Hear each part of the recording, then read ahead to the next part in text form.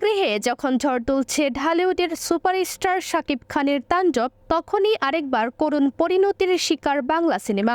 মুক্তির কদিন না যেতেই অনলাইনে ছড়িয়ে পড়েছে পুরো সিনেমার এইচডি ভার্সন।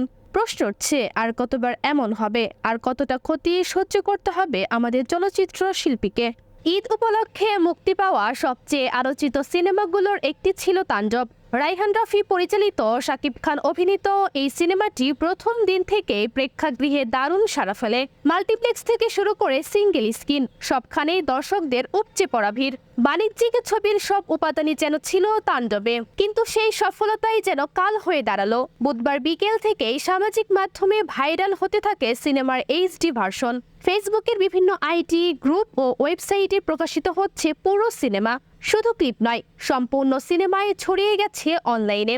সিনেমা সংশ্লিষ্টদের অনেক আগে অনুরোধ ছিল কেউ যেন সিনেমার ভিডিও শেয়ার না করে, কিন্তু বাস্তবে সেটি কার্যকর করা যায়নি।